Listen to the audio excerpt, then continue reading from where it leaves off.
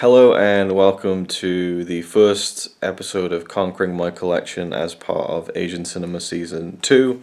We've already watched this film, so it isn't like a present movie vlog kind of thing. It's because you're talking loud. And It might be, yeah. We currently have got the cat Shelby locked in the kitchen because she has diarrhea. You didn't need to know that. So the film we're talking about in this video is... She's peeing on the carpet. Yeah, right. But, yeah.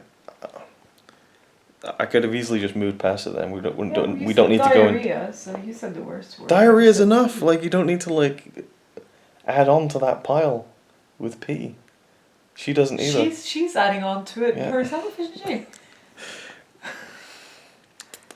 Cure, the 1997 film from Kiyoshi Kurosawa. You have seen one before from him. Creepy. Remember that one with the neighbor? Yeah. Yeah, so you have seen a Kiyoshi Kurosawa film. So this is what he was more known for in the 90s, I think, and maybe even earlier, was kind of the horror thriller, not horror, but like dark kind of thriller.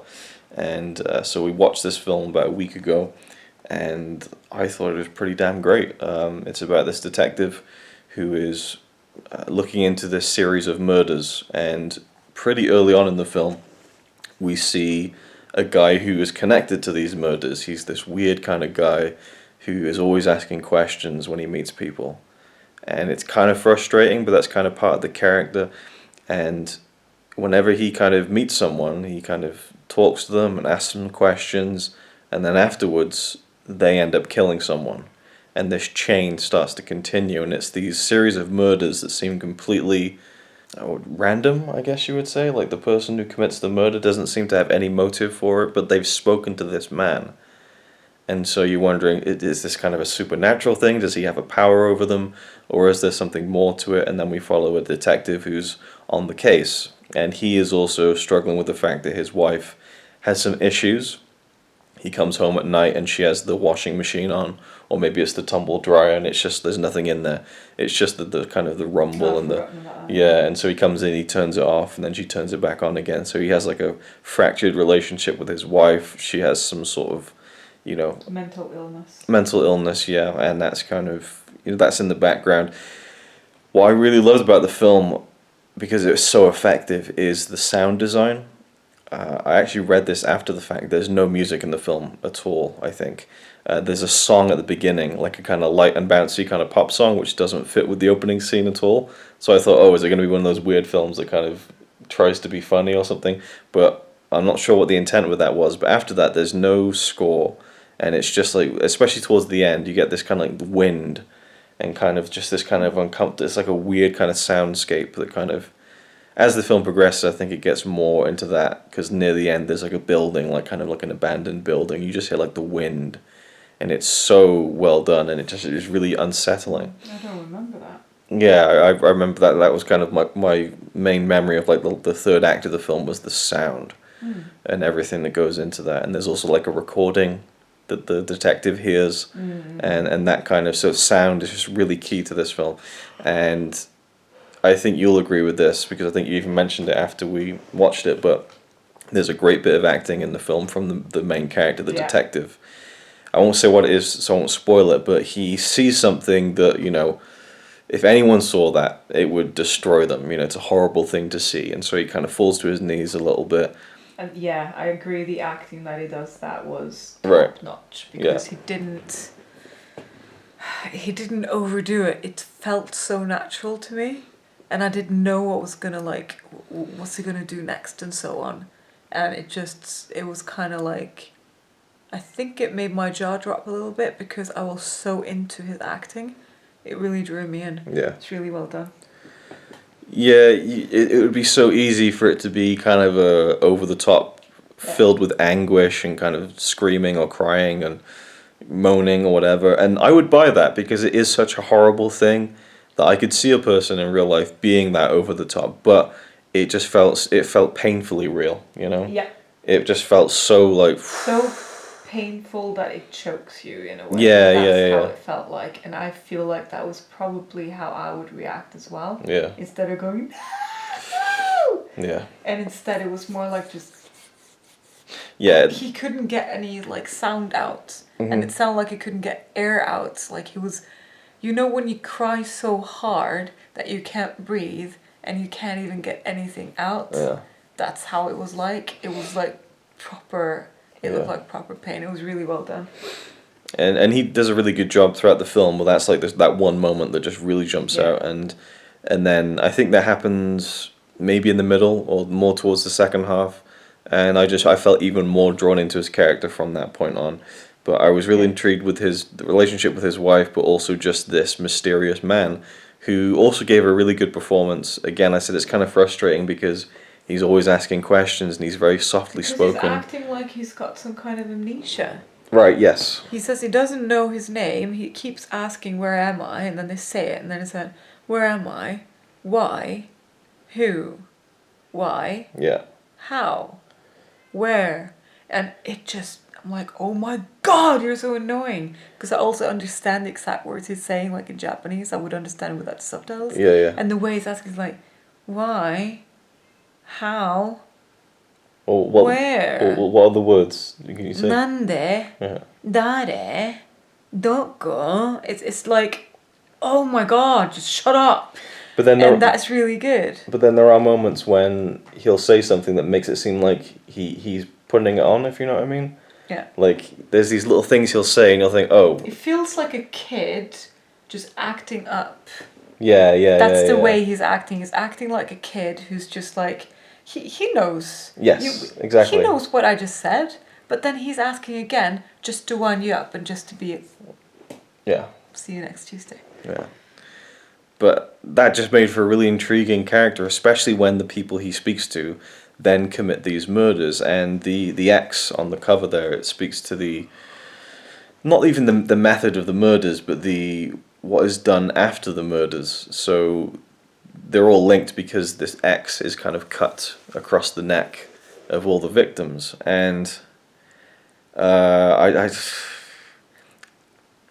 I'm going to spoil it just because, and it's not a big part of the plot at all, but there is a point where you see a woman carving this X into this man's neck, and it is one of the most haunting things I've ever seen in my entire life. I don't think I'll. Because she starts peeling his face off. She starts peeling his face off, like because the cut comes here, so there's like a triangle down to the neck, and she just kind of starts peeling it, and it's like you don't see, well, you see enough. You see enough for it to gross you out. It was unbelievable. I couldn't believe I just saw it. If I knew it was coming, I would have looked away, and it was just like, I can't believe You're that. very squeamish, though, aren't you? I'm pretty squeamish. Saw movies? I'm pretty squeamish. I can't believe it's a 15.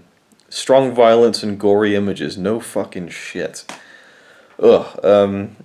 I don't know if that helped the film any, but it certainly is something that I will never forget. So be warned if you haven't seen it. There is a really grim. I think the scene takes place in a public bathroom. Yeah. So if you're squeamish, then just make sure to look away at that moment.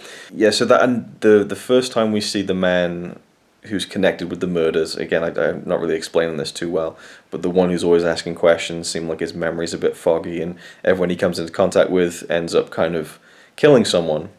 But that's just an act, isn't it? Because... Well, I don't know. We won't go into that, but the first scene that we see him in is on a beach. I don't know if you remember this scene. There's a man standing, minding his own business on the beach, and then this character starts walking towards him. And it's so silent, and I just suddenly thought, he's gonna... I just felt like... And this is set up because at the very beginning of the film, we see a man, we later find out, with a prostitute in a hotel room. And she's just sitting on the bed in the dark, just sat there. And out of nowhere, he just grabs like a pipe and batters her over the head with it. Prostitute? Yeah, they say after the fact when the police arrive, they're like, oh, she's a prostitute. I thought it was his wife. No, but it's this moment where like everything seems quiet and normal, and he just suddenly hits her over the head. It's a really shocking moment. So I'd been conditioned to think, we're going to see this again. So this man walks across on the beach and stands next to another man. I thought, oh my God, he's going to like shoot him or something. And then he asks him, like, where's this, And then he says, oh, it's this beach. And okay, so he walks off. But then he stops. And then he walks back. And there's so much tension in this scene where not much is really happening. Then he starts to follow him. Yeah, and so I was so drawn into that scene. Yeah, it's like an uncomfortable kind of like, because they've set it up so well at the beginning that this just happens out of nowhere kind of thing. Yeah. So that was another really effective part. You were like looking into stuff. There's like a chair that you thought was like seen earlier on in the film. I felt like you're there like, were some kind of like Easter eggs in there. it's a film you can like analyze maybe, and there's like maybe clues you can pick up on I'm and stuff. pretty sure that whoever made the movie would have that, because there are some. It's almost cryptic in some places. Yeah, for sure. And Yeah. so I'm pretty sure they've done that, because if I made a movie like that, I would want to have like something put in there, hidden in a way, so that the people who become fans and so on, who would like to look for these kind of things, would have a little extra to look at. Yeah. Yeah. I mean, it is a detective story, and I feel like the film is kind of full of little clues and probably things that we never caught. And I did look online, and there are a few things, but there's a lot to kind of look into and stuff. But definitely one that I would like to watch again, and maybe just see if I notice anything different. But You definitely would, I think. yeah, I think you probably would.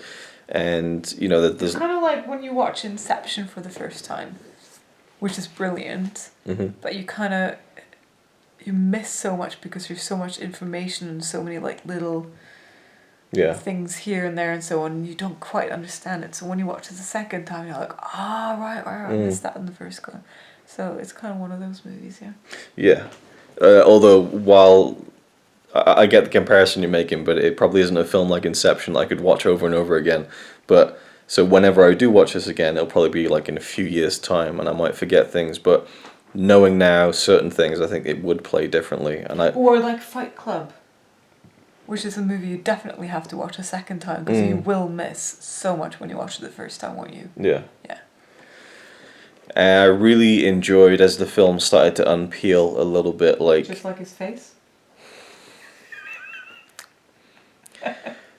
that they start to kind of throw in these little things about maybe the history of this guy, or the history of what this guy is involved in, or what could be. And I loved how the detective kept losing his cool, like he just was unraveling because of his troubles at home with his wife, but also because he can't figure out this thing, and he's really trying hard. And when he gets this guy into custody, and they interrogate him, I like it's the same story. It's just asking these throwing questions. What throwing scene? Because he gets so angry with him that he just throws the coffee cup at the I don't remember the that. glass. Do you No. remember? Oh yeah, I do. Yeah, Because yeah. he lost his cool, so they took him out, and then The he's detective. standing by Yeah. he's standing by the mirror Behind the two-way mirror. Yeah. and then he's just like and then he looks at him and he Yeah, just yeah, throws yeah. the coffee cup I at him. forgot I'm just that. like, I really loved that just anger tick that came out. Yeah. The way he's acting is very natural, I think, which is really good. Yeah. I've said which is really good so many times. I think I use it in work, that's why it comes out. All right. Okay. I have lots of little ticks like that as well. Well, not ticks, but things that you say over and over again. Comes out. It just, especially, I mean, hey, when we're talking about movies like this for like 10, 15 minutes, we're going to be repeating ourselves in certain things that we say. But I really, really enjoyed this one. I liked it a lot, and the ending was really intriguing to me. Definitely an ambiguous final moment. There was something about it you didn't pick up, so we went back and I mean, that was very subtle. It was so kind of a subtle little detail at the end. Yeah, which is why I'm sure there are more details. Yeah, exactly. Yeah. So I really liked that, and I liked that when the film was done, we had stuff to talk about, and we were kind of discussing things that we thought, and the ending, and going back and watching the final moment again. So yeah, it was really, really good. It's kind of I like thrillers, which is a mixture of a mindfuck and just where you try to solve the crime yourself or something. You become the detective. When you see, and you're kind of like, you're trying to look for things like just a chair, maybe, Yeah. So I like those kind of movies that make you think. Yeah. And there's still a few things I'm thinking about now, and I'm like, did that mean that? No, I'm not sure. So I like that. I like that it was. If they made an American version of this, you know who should play the bad guy? That Javier guy. Oh yeah. Bardem, yeah. He reminded me of him in a way. Yeah, that's an There was interesting. something about him that reminded me of You're him. thinking of him from No Country for Old Men. Yeah, that's an interesting comparison actually, as far as the acting goes. There's like a calmness Like to the it. yeah. It's Like like the a calm- psycho calmness. Yeah. He never really. I don't think we ever see that character really lose his cool, or he kind of Not stay. even in the end. Not even at the end. It's like this. It's the same tempo, which is really interesting. Anyway, so Cure. Glad to finally watch this. I bought it a few years ago and was intrigued to check out more of Kiyoshi Kurosawa's, because the only film I'd seen from him for a while was a straight family drama, Tokyo Sonata, which is great, but I know he's more known for these kinds of films, so it was good to see that. And that's about it. So thanks for watching. If you've seen it, let us know down below in the comments what you thought of the film, and we'll see you in the next one. It's alright by me. Apart from the fact he throws cans of Carlin into a tree. Yeah, he's really cool. Yeah, he's really cool. But he's not quite as cool as you. 'Cause